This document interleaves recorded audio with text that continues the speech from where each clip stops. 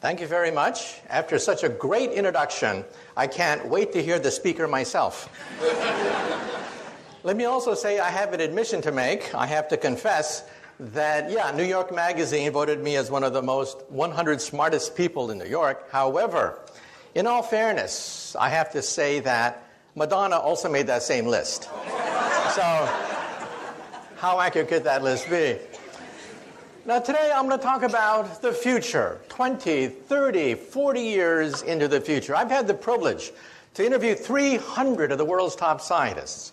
Now, I'm a physicist. We're the ones who invented the laser. We invented the transistor. We created the electronic computer.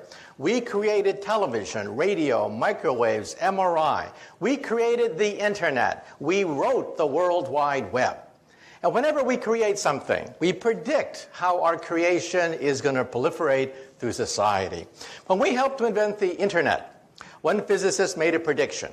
He said that the internet will become a forum of high culture, high art, and high society. Well, today we know that 5% of the internet is pornography.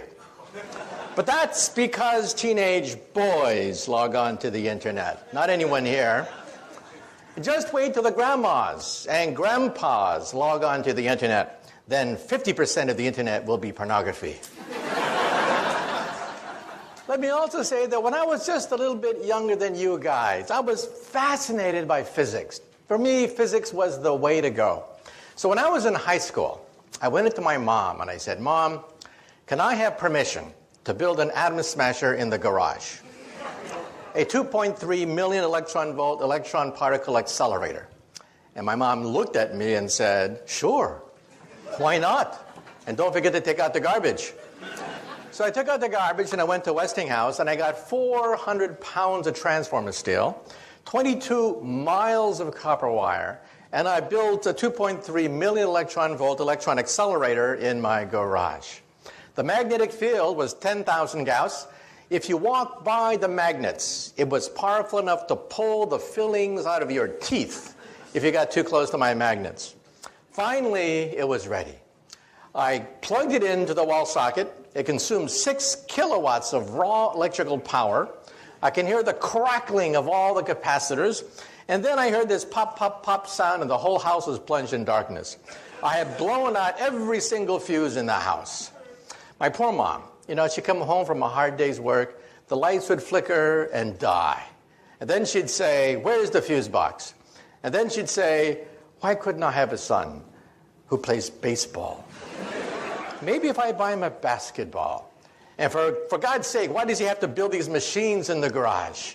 And hey, why can't he find a nice Japanese girlfriend? I mean, why does he build these machines in the garage?" Well, that machine got me into Harvard and began my career as a physicist. So today, I'm going to give you a guided tour of the future.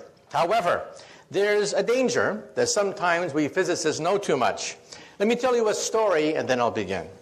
Over 200 years ago, we had the great French Revolution. And one day, there were 3 gentlemen about to lose their head to the guillotine. There was a priest, a lawyer, and a theoretical physicist, just like me, about to have our heads cut off. Well, they put the priest's head on the chopping block. And they asked him, "Do you have any last words before we cut your priestly head off?" And the priest said, "Yes, yes." He said, God from above, he shall certainly set me free." Well, all eyes were on the blade. They raised the blade. The blade came down, swish, and it stopped right before it hit the neck of the priest. Well, the mob had never seen this before. They were shocked. They said, "God has spoken. Let the priest go." And now let's see about the lawyer. Yes, the lawyer. Now the bloodlust was starting. Yes, the lawyer. They put the lawyer's head on the chopping block and they asked him, "Do you have any last words before we cut your lawyerly head off?" And he said, "Yes." He said, "Maybe the spirit of justice. Yes, justice and mercy. She shall set me free." Well, they raised the blade. The blade came down, swish, and it stopped right before it hit the neck of the lawyer. Well, this time, the crowd went crazy. They said, "Let there be a national holiday. Today, God has spoken. Justice, mercy have spoken today." And now let's see about that theoretical physicist. Well, They put the physicist's head on the chopping block, and they asked him, do you have any last words before we cut your head off? And he said, yeah, I got some last words. And he said, I don't know too much about God, and I know even less about the law, but I do know one thing. If you look up, you'll see that the rope is stuck on the pulley.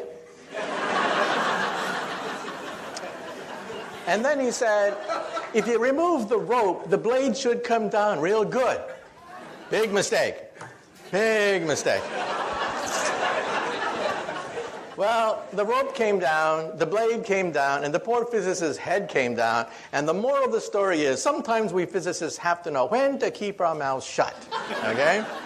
But nonetheless, let me give you a guided tour through the future. Because I've had a chance to interview over 300 of the world's top scientists. These are the people inventing the future. First of all, let me say that if you get cable television, you get the Science Channel. On the Science Channel, starting December 1st, as was mentioned, my book, Physics of the Impossible, is going to be appearing as a weekly TV series that I'll be hosting. Watch for it December 1st, every week after that. They call it Sci-Fi Science, Physics of the Impossible. So let's talk about that. First of all, how do we scientists know what's going to happen 10, 20 years in the future? How can we be so confident? Well, first of all, this is Moore's Law.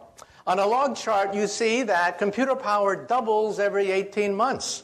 Now, what does that mean? This means that when you get a birthday card in the mail, you open it up, and there's a chip in it. And the chip sings, "Happy birthday to you." Well, that chip has more computer power than all the Allied forces of 1945. Hitler, Eisenhower, Churchill would have killed to get that chip. And what do you do with that chip? You throw it away in the garbage. Or look at this chart. You'll see that way back in the 1960s, NASA had almost no computer power. Your cell phone today, one cell phone today, has more computer power, according to this chart, than all of NASA when they put 2 men on the moon. This means that if cars obeyed Moore's Law, cars today would cost 10 cents. This means that when you park the car, you wouldn't even bother to put a quarter in the meter. The meter costs more than the car. So you wouldn't have to just park the car and walk away from it. So what does this mean? This means that by 2020, computer chips will cost about a penny. That's the cost of scrap paper. So we now know the future of the computer. The future of the computer will be everywhere and nowhere, hidden in the walls, hidden in the fabric of our life, just like electricity is, everywhere and nowhere. And this is the internet. We wrote the World Wide Web. The World Wide Web was written by a physicist to keep track of subatomic particles. And you can see here that the internet corresponds to prosperity. Where there is the internet, there's prosperity, there's commerce, science, finance. Where there's no internet, there's poverty. So one thing that we physicists do is we create something and then we simply give it away for free. So how will you communicate with the internet in the future? These are glasses that have full internet capability. You can download any website, any movie, do emails from these things, and they will also recognize people's faces. How many times have you bumped into somebody on the street and you say to yourself, who is this person? Jim, John, Jake, I know this person. In the future, your glasses will say, it's Jim, stupid, remember? You met him last week. Do you want to see his entire biography for you in your glasses? And let's say you're at a cocktail party. You're looking for a job, and you don't know who the heavy hitters are. In the future, you will know exactly who to suck up to at any cocktail party. Well, let's say you don't want to look like a refugee from Star Trek. In the future, glasses will be fashionable with full internet capability. They can be flashed directly into the retina of your eye. They can be flashed right onto the screen of your glasses or used as like a jeweler's lens as an attachment to your glasses. Fashion models will be wearing these things. Young people will demand to have full internet capability, any video, any movie, any website, any music, downloaded via your glasses. Now, you may say to yourself, wait a minute. Maybe I don't wear glasses. No problem. In the future, they'll be in your contact lenses. These are internet contact lenses that we physicists are trying to build. Imagine taking a final examination. Ha! Immediately the light bulbs begin to flash, right? Think of taking a final examination. You realize that in the future, professors are going to have to throw out their final exam because you can't simply record memorization on a final exam anymore. You'll have to convey concepts, principles, rather than memorizing the names of the crystals or the shapes of the minerals or whatever. Imagine full internet capability in your glasses. Well, we physicists are working on this even as we speak. Imagine, for example, going to a foreign country. You bump into somebody and they start to talk to you in a foreign language. No problem. In the future, you will see subtitles. Subtitles of a foreign language in your contact lens. And let's say you visit the ruins of Rome. It's such a big disappointment. You read about the great Roman Empire, and then you see all that's left, almost nothing left of the empire. You go to the Roman Forum, and you only use imagination, thinking of Julius Caesar and Mark Antony at the Roman Forum. No problem. Your contact lens will recreate the full animation of the height of the Roman Empire as you walk through the ruins.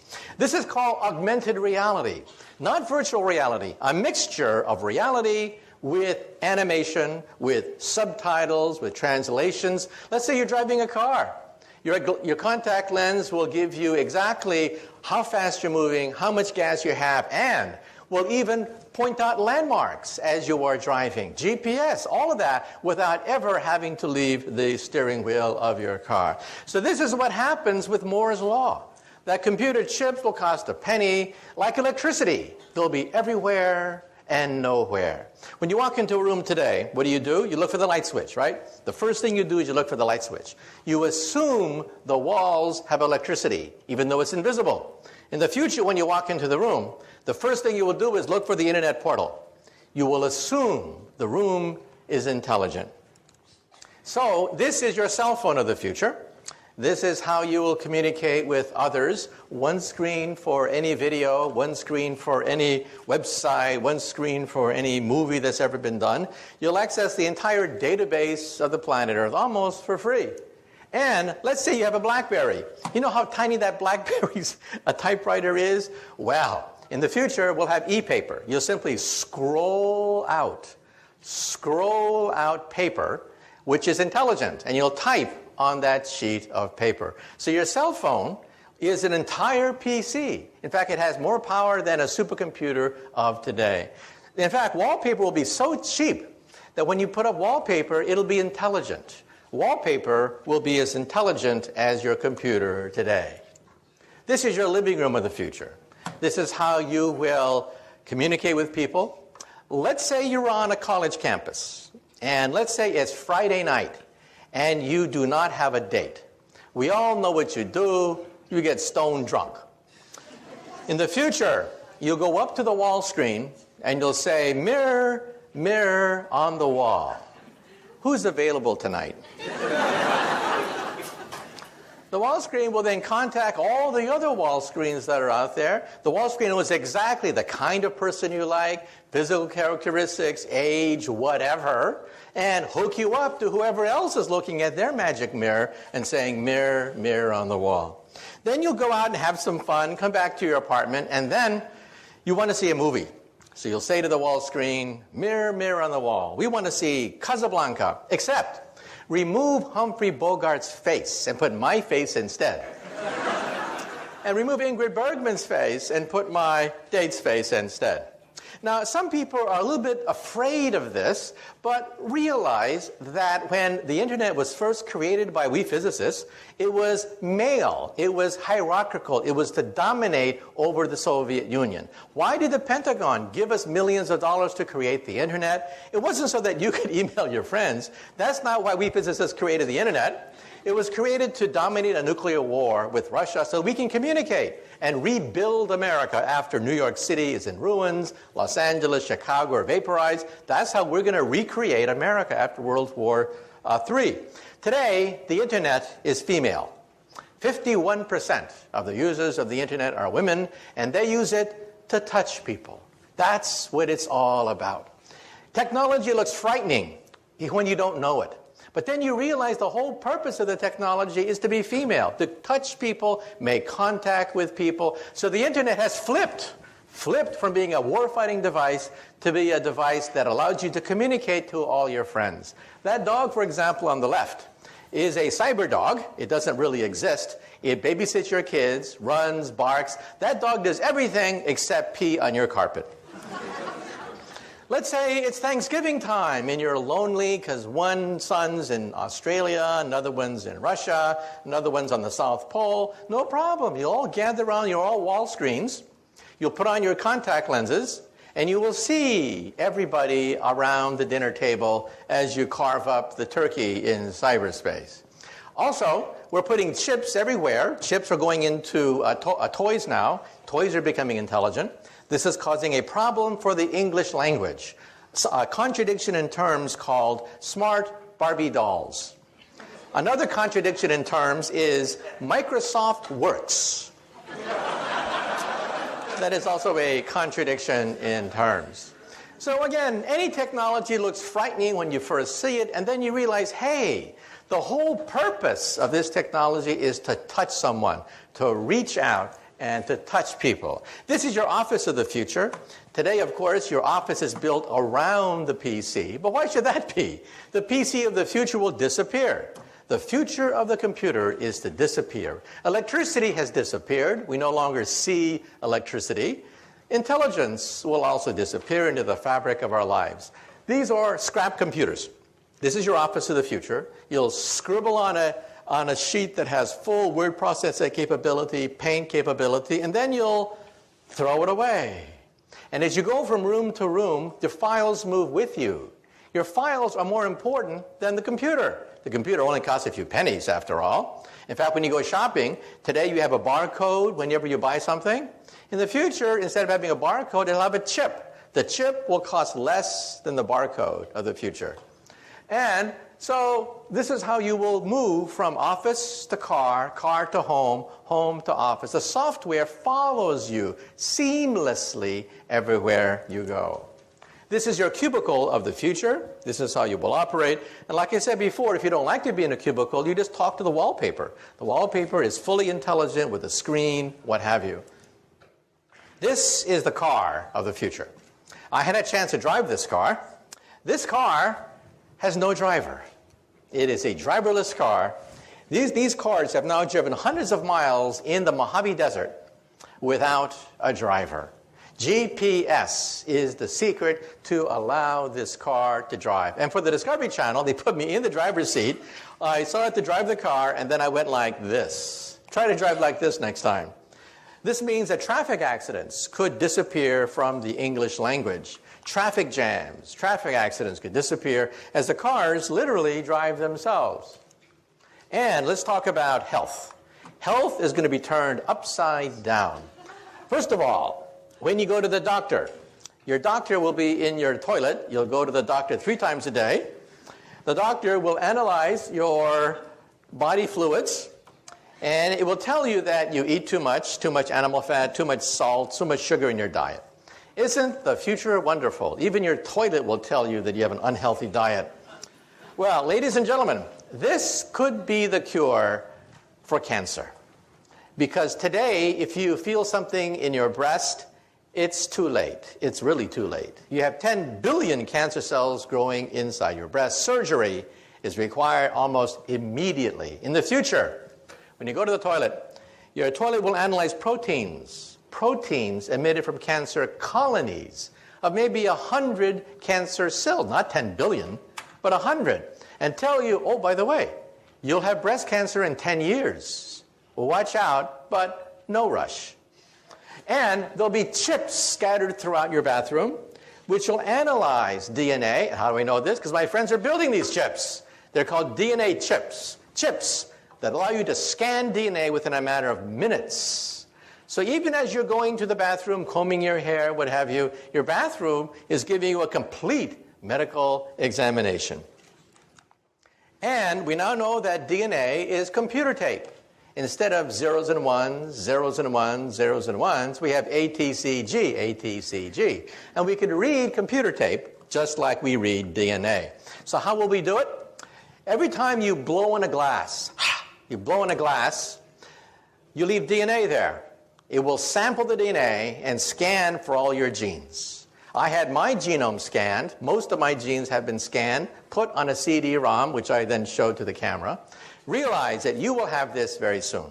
To have all your genes read today costs $50,000. Within a few years, it'll be down to $1,000. And perhaps in 10 years, it'll be maybe $100. This is your owner's manual. In your home, you have an owner's manual for your VCR, your iPod, your computer, your TV set. You have an owner's manual for everything except one thing, your body. This will be your owner's manual. In fact, when they scanned my DNA, they even told me where my ancestors came from 20,000 years ago. So I now know my family lineage out to 20,000 years. So what will it be like to go to the doctor's office? We will not only scan your DNA. If we find something wrong with an organ, we will replace it and grow another one. This is an ear, except it's made out of plastic. Plastic sponge that dissolves with time. We take some cells from your ears, seed it into this ear, and it grows. It grows, leaving a perfect ear. Then the plastic dissolves with time because it is biodegradable. Here's bone on the left, ears on the right. Today, we can grow bone, blood, skin, cartilage. We can grow noses, ears, blood vessels, heart valves. The first bladder was grown 3 years ago. The first windpipe was grown just a few months ago. And we will grow the first liver perhaps in 5 more years. So for you alcoholics in the audience, there's hope. If you can hold on for 5 more years, you may be able to have your own liver. So let's now have the first DVD where we're now going to go into the hospital of the future. What it would be like if we can grow organs by seeding it with cells. What will it be like if surgery is done in 3 dimensions? So let's have the first video from the Discovery Channel, a program that I hosted called 2057, 50 years from now.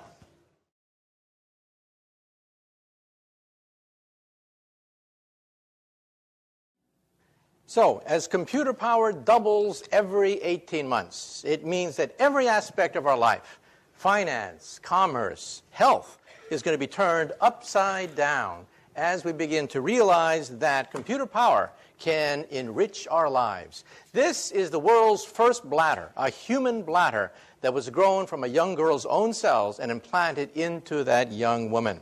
That was 3 years ago, a development at Wake Forest University where we taped changed history. And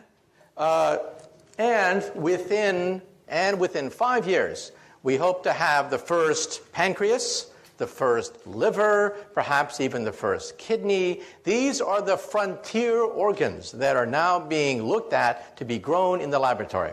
The first windpipe was grown just 3 months ago, and in mice, we actually grew an entire heart. An entire mouse heart was grown just last year. And how is it possible? Because computer power means that we can sequence genes, we can put doctors in touch with each other. It has accelerated medical advances. And now, let me say a few things about artificial intelligence. Well, one day, will we have robots, the robots that we see in science fiction? Well, this is Asimo. Asimo is the world's most advanced robot. Asimo can run, Asimo can walk, climb up stairs, Asimo can dance. In fact, Asimo can dance better than me. I had a chance to meet Asimo, And the question is, how smart is our most advanced robot? And can these robots even have emotions so that we can bond with them? Let's have now the second video, where we will now go to Tokyo. We're now going to go to Tokyo and meet the world's most advanced robot. And the question is, well, one day, will they become smarter than us? Well, one day they put us in zoos and throw peanuts at us and make us dance behind bars? Well, let's conceive robots.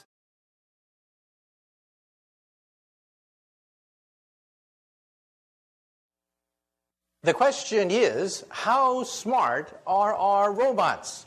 Well, one day, will they be smarter than us and put us in zoos? Well, first of all, here's the governor of California in a very bad mood. So, well, one day, will we have to deal with mad governors?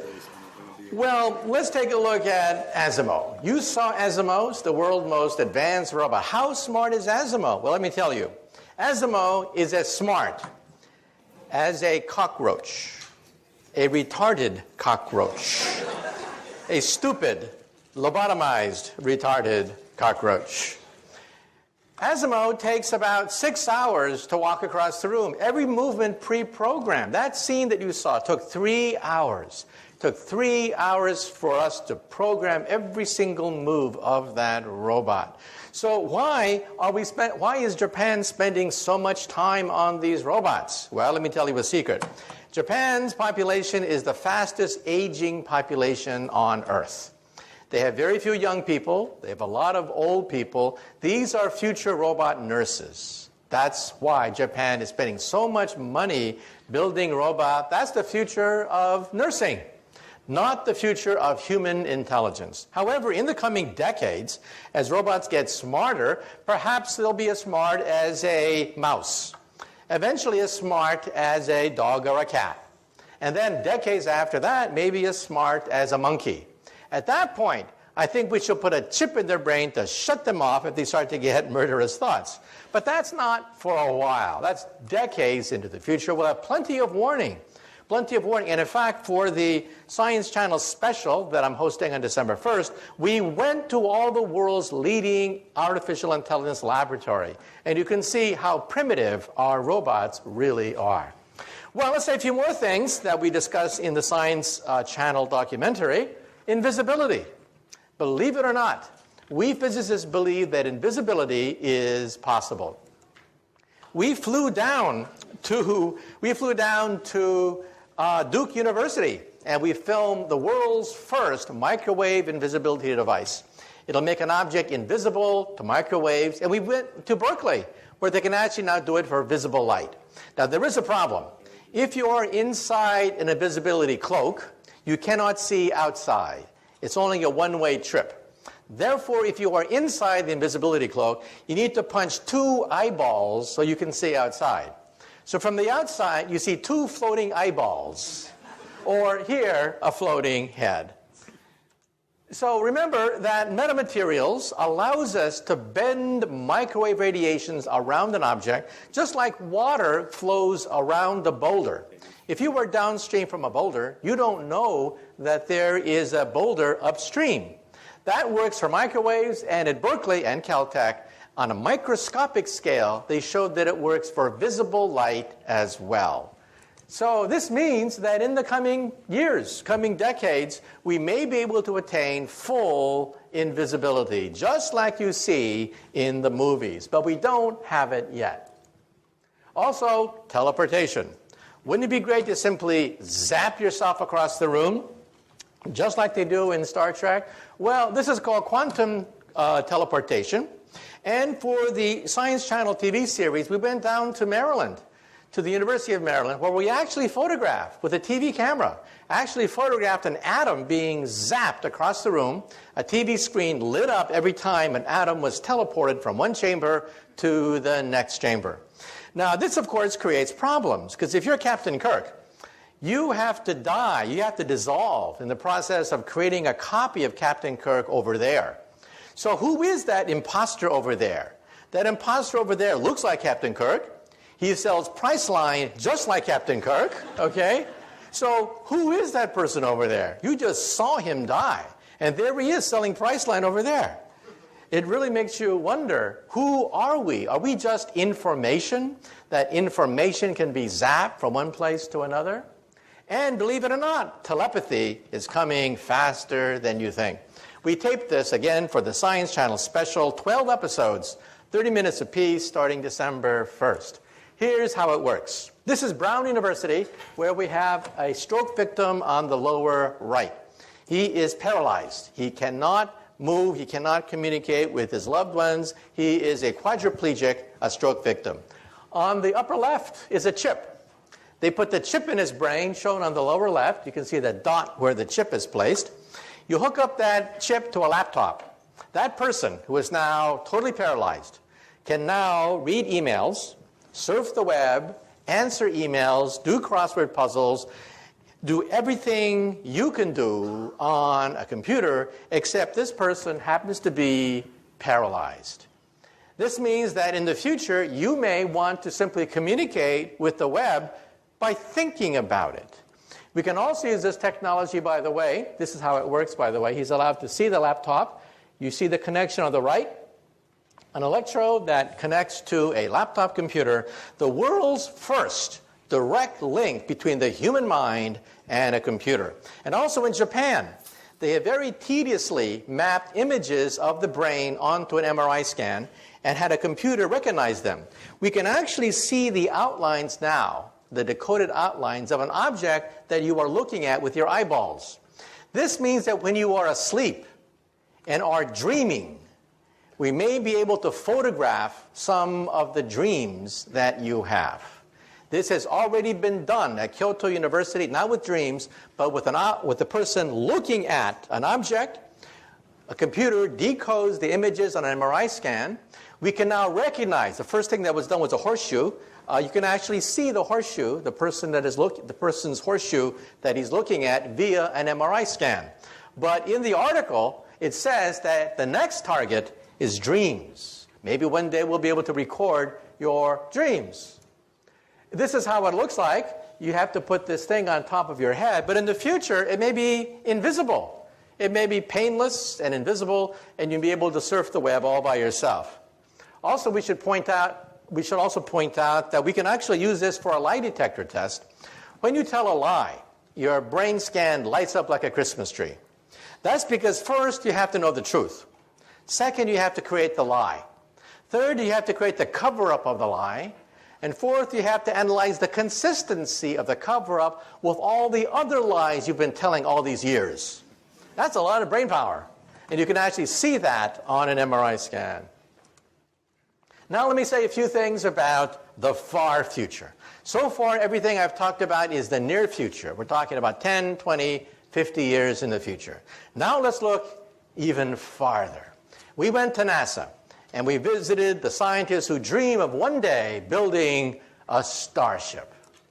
This, of course, is far beyond anything we can muster with today's technology. However, we actually interviewed scientists who believe that it may be possible to bend the fabric of space and time so that we can leap forwards across enormous distances, perhaps using Einstein's theory.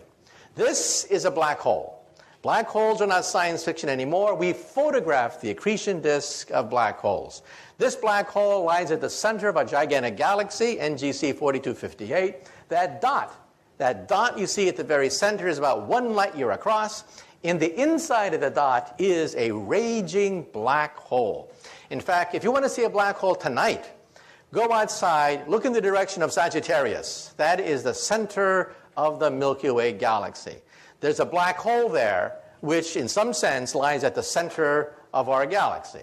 So kids ask the question, if the moon goes around the Earth goes around the sun, then what does the sun go around? Well, we know the answer to that. The sun goes around a black hole in the constellation Sagittarius at the center of the Milky Way galaxy. Now, if you look at that black hole, it's rather disappointing. Dust clouds obscure the galactic nuclei. If you could somehow remove the dust clouds, then you would see a fireball rise every night, perhaps rivaling the moon in brightness, with a raging black hole at the center. Unfortunately, dust clouds prevent us from seeing this huge fireball that by rights should be illuminating the night sky. And if you have wormholes, perhaps one day you may be able to even bend the fabric of time itself. This, of course, takes us into science fiction, but actually we do have a theory of time travel. Now, some of you may say to yourself, well, I've seen these time travel movies. I know what happens if you go backwards in time and meet your teenage mother before you're born, and your teenage mother falls in love with you. Well, you're in deep doo-doo if your teenage mother just fell in love with you before you are born. Now, if you think you're so smart, let me give you the mother of all time travel stories and see whether you can figure this out. Let's see whether you're smart enough to figure this one out. The year is 1945. A stranger comes in from the darkness carrying a baby girl that he leaves at an orphanage. Well, the nuns find this baby girl. They don't know where the baby girl came from, so the nuns call her Jane.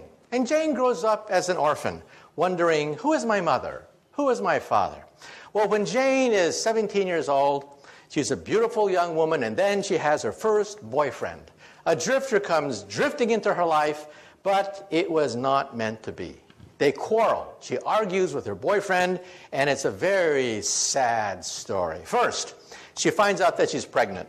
Her boyfriend has left her. She's abandoned and pregnant. She's rushed to the hospital 9 months later. She delivers a beautiful baby girl, but somebody that night breaks open the window of the hospital, kidnaps Jane's baby girl, and leaves in the darkness.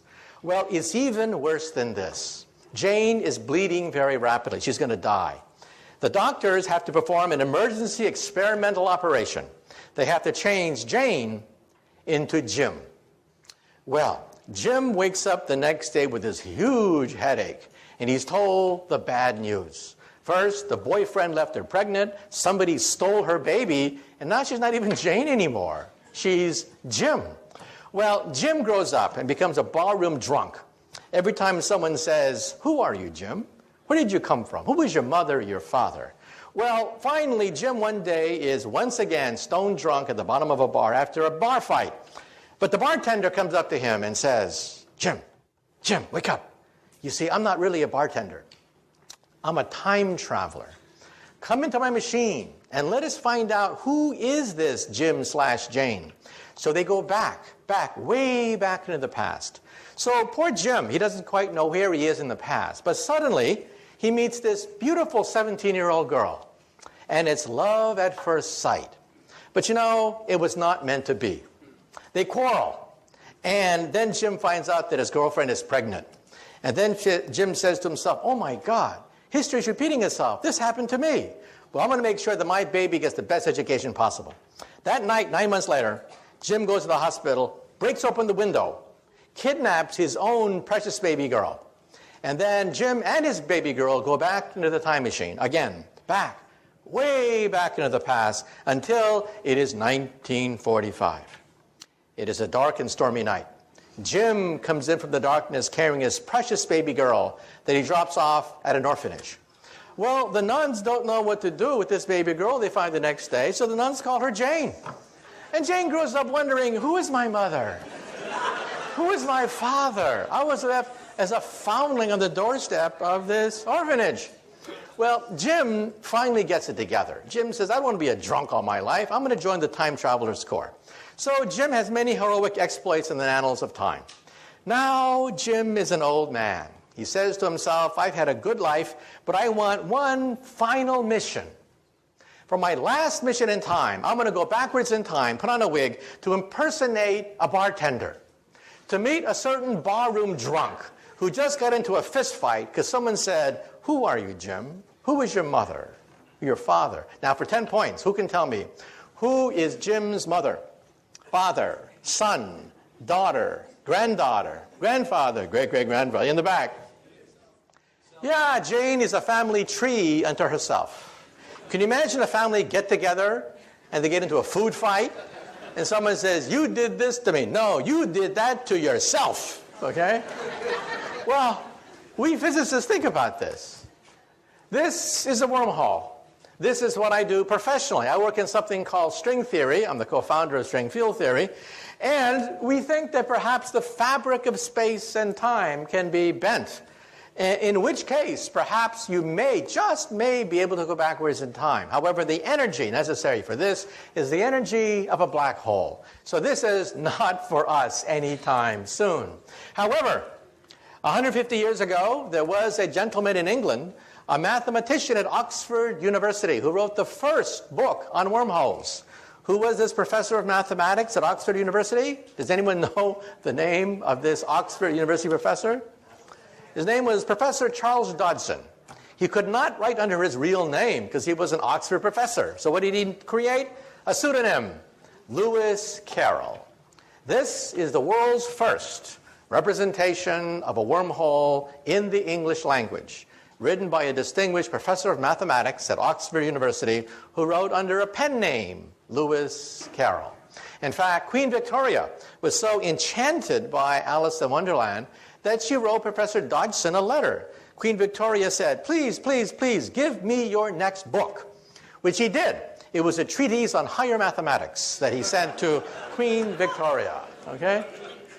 So now let's say a few things. Some people say that, well, if this is for the future, let's talk about the future, far future. When we physicists look in outer space, we don't look for little green men. When we look in outer space, we look for type 1, type 2, and type 3 civilizations. A type 1 civilization has the power of an entire planet. They are a planetary civilization. They harness the weather. They can play with thunderstorms. They play with hurricanes and volcanoes. That's type 1. Type 2 is stellar. They consume the power of a star, like the Federation of Planets on Star Trek. Star Trek would be a very typical type 2 civilization. Type 3 controls the power of an entire galaxy, like the Empire of Empire Strikes Back. Once they had William Shatner on StarTrek.com, and he was answering all the questions of the Trekkies. The Trekkies would ask William Shatner questions like, what is the fourth dimension? What is antimatter? What is a black hole? And William Shatner was getting more and more frustrated. The people at StarTrek.com said, finally, he got so frustrated, he pounded on the desk and he said, damn it, I'm an actor. I know nothing about Star Trek. I mean, about the fourth dimension, antimatter. Get a physicist. Ask me about Priceline. Anything. So they had me on later, and I had to answer all the questions of a Trekkie. Well, Star Trek is a type 2 civilization. They can barely harness the power of a star. This is type 1. A type 1 civilization is planetary. In about 100 years, we will be a type 1 civilization. What are we today? We are type 0. We don't even rate on this scale. We get our energy from dead plants, oil and coal. This is type 2. Type 2 is stellar. They control the power of a star. They are immortal. Nothing known to science can destroy a type 2 civilization. Even if their mother's star goes supernova, they can simply leave or just move the planet. And this is type 3, where they can actually play with black holes. I once gave this talk in London at the planetarium there, and a little boy comes up to me, about, age 10, real pest. He comes up to me and he yanks on my pants and he says, Professor, you're wrong. There's type 4. And then I looked down on this little 10-year-old boy, and I said to him, shut up, kid. Why don't you go play in traffic? There's a nice intersection over there. And he wouldn't go away. He kept yanking on my pants, and he said, Professor, you're wrong. There's type 4. And I said, look, kid, there are planets, stars, and galaxies. That's it. So any advanced civilization would have to be planetary, stellar, or galactic. And he insisted, you're wrong. There's the power of the continuum.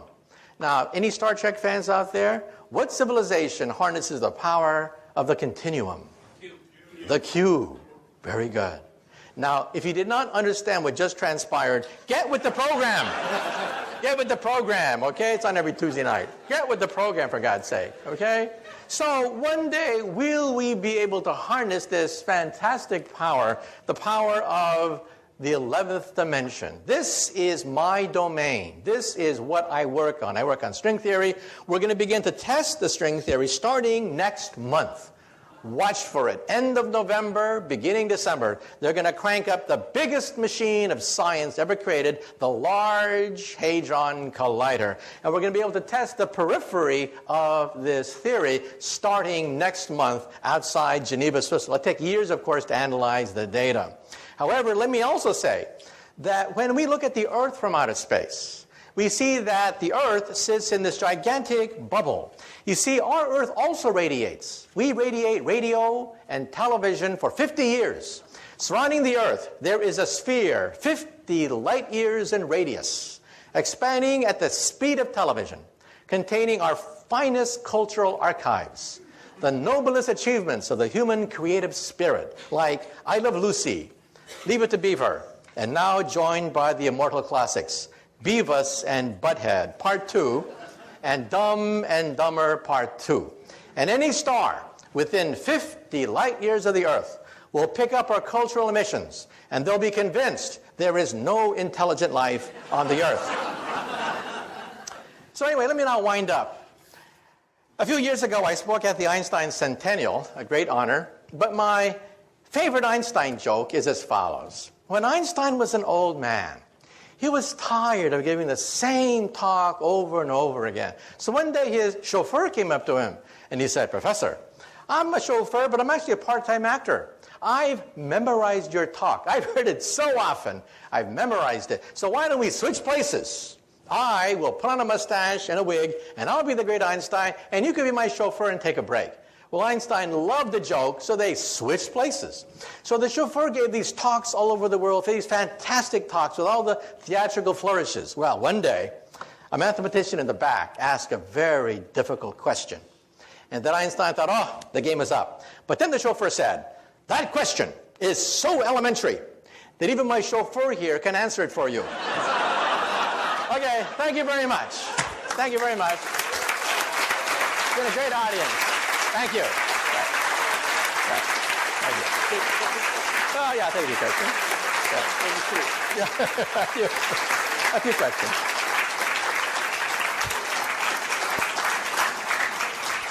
Wonderful, right? Really wonderful. Dr. Kakus will take 2 or 3 questions because the time is short. So, you have a question?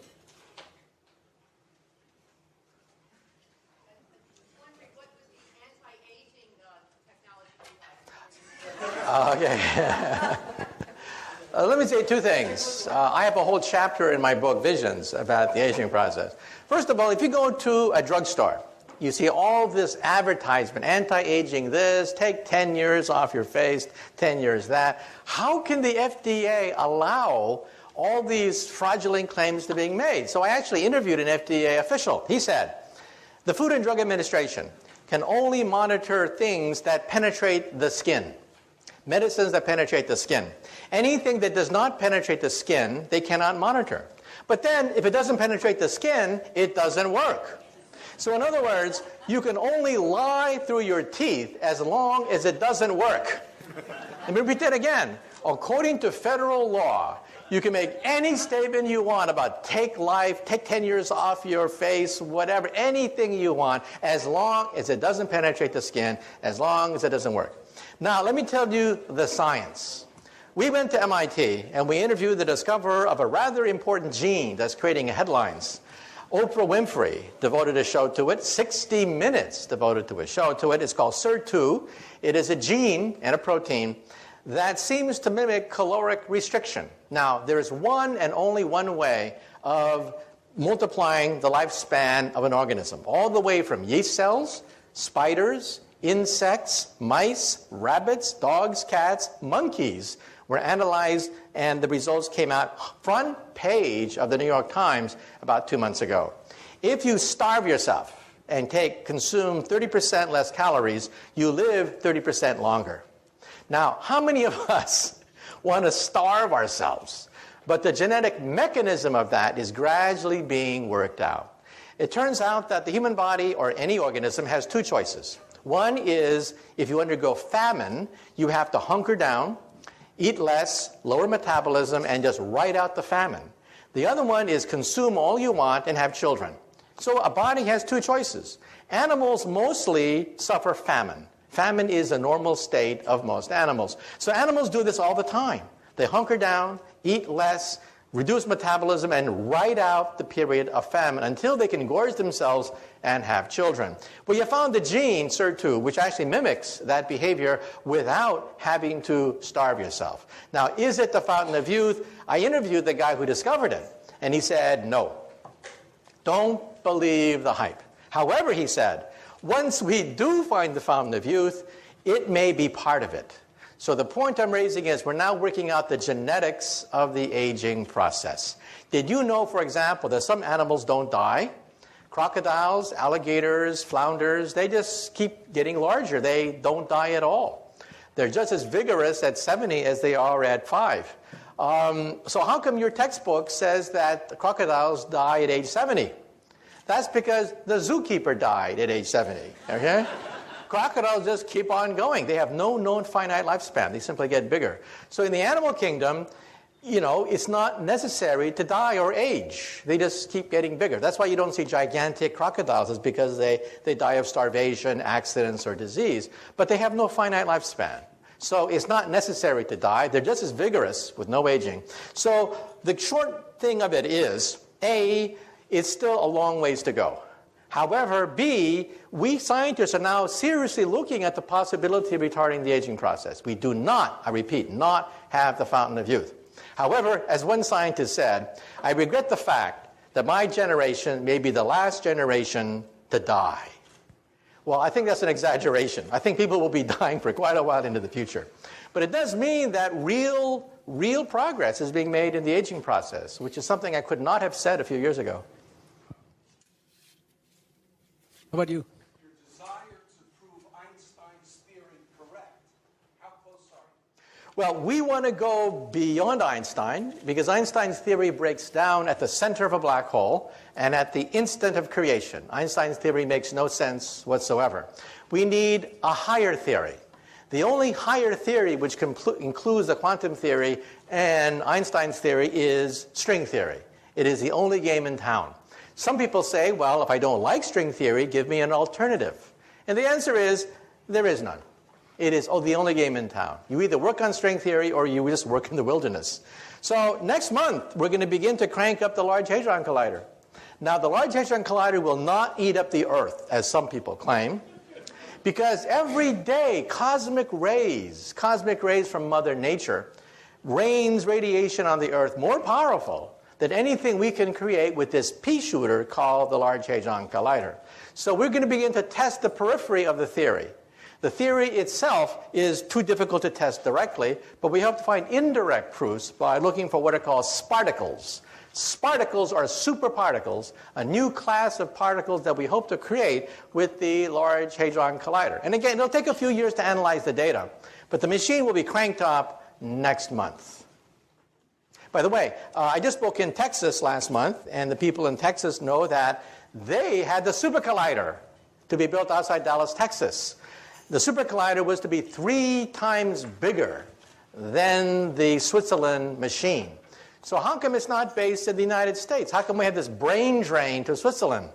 Well, it's because in 1993, there were cost overruns on the Super Collider, and in the last day of hearings, a congressman asked a physicist in the last day of hearings, quote, will we find God with your machine?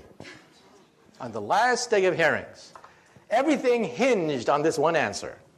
So the poor professor of physics said, we will find the Higgs boson. At that point, you could hear all the jaws hit the floor of Congress. $11 billion for another goddamn subatomic particle. The vote was taken the next day, and our machine was canceled. And that's why we have this brain drain to Switzerland right now. Since then, we physicists have been replaying that question over and over and over again in our minds. How should we have answered that question? Well, I would have said this. I would have said God, by whatever signs or symbols you ascribe to the deity. This machine will take us as humanly possible to his or her greatest creation, Genesis. This is a Genesis machine. It'll recreate on a tiny scale the most momentous event in the history of our universe, its birth. Instead, we said Higgs boson, and our machine was canceled.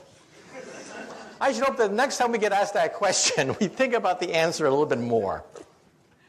Okay, one last question. Last question. About right there.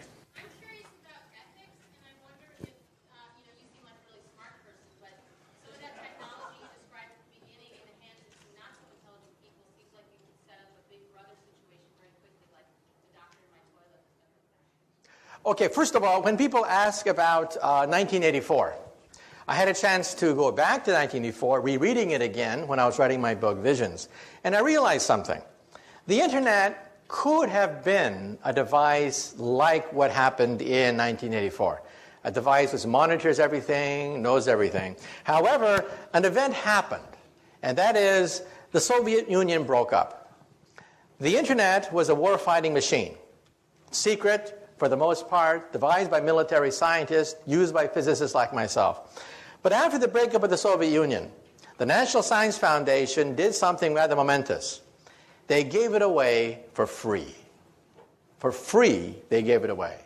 Today, it is impossible to recreate 1984 because the Internet is everywhere. If the President of the United States were to try to ban the Internet, the reaction would be laughter.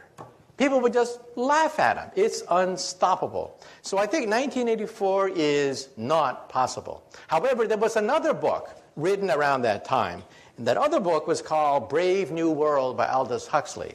That's a book that we really do have to worry about. Because in that book was set 600 years in the future. In that book, they have cloning. In that book, they have drugs everywhere. In that book, they have the stratification of the human species. In that book, well, we have about 80% of that book today. Forget 600 years in the future. Welcome to the Brave New World. So we do have to worry about some of the ethical questions raised in Brave New World. But as far as the problem of computers, the problem is not Big Brother. The problem is Little Brother. Every nosy busybody can get on the internet and finds all sorts of information on you. And in the future, if someone wants to find out about who you are, they'll go to your barbershop and get some of your hair follicles and sequence your entire genome. This means that the National Enquirer, instead of getting photographs of Brad Pitt, will have his entire genome read by getting some of his, his hair, and it's going to create a huge problem of genetic privacy. Today, if you have a matchmaker, one of the principal purposes of a matchmaker is to look for hidden diseases inside your family tree. Well, in the future, all a matchmaker has to do is go to your barbershop and can find all sorts of genetic diseases inside your family tree. So genetic privacy is going to be a problem because DNA sequencing is so advanced, and it only costs a few $100 to analyze every single gene in your body. Okay, well, thank you very much. Thank you very much. It's been a great crowd. Thank you. Thank you.